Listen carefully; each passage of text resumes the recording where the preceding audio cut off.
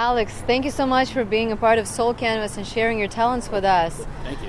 Yeah, can you say a couple, words from the history? How did you get into dancing, into tap dance? Oh, for sure. Well, when I was a little kid, maybe I was 4 years old, I saw Savion Glover tap dance on Sesame Street. And I knew that that's what I wanted to do. And I had like some little slippers with plastic on the bottom, and I would tap dance around the house. And then when I was 6, I started taking lessons here in Seattle, and I just kept going. I never stopped. Who were some of your main influences?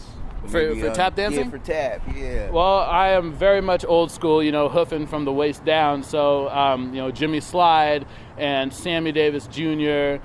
I used to watch Honey Coles and Charlie Atkins. Coles and Atkins, they're great. And my biggest influence and one of my heroes that I actually got to dance with was Gregory Hines.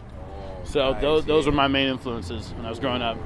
The history of tap and jazz are very, very much linked. And in the 50s, kind of when bebop was becoming a thing, and jazz was really cool, but not everyone could play it like that. It was the same thing with tap, and then once rock and roll came around, jazz started to go in a different direction, and tap kind of died. Is there a place for tap dance? Oh, definitely. In our century, how do you see the Seattle tap dance scene? Like, what would you say about it?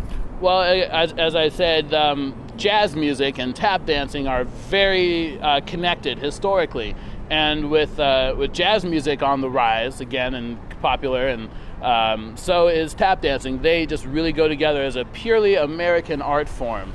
And in Seattle, it's fantastic. There's all kinds of music and people doing everything. I always tell people, what do you like about Seattle? What's cool about Seattle? You can find anything, any genre of music, art, or dance. If you want it, you can find it in Seattle. Yeah, thank you. Cool. Alex Dugdale, SoulCanvas. Yeah.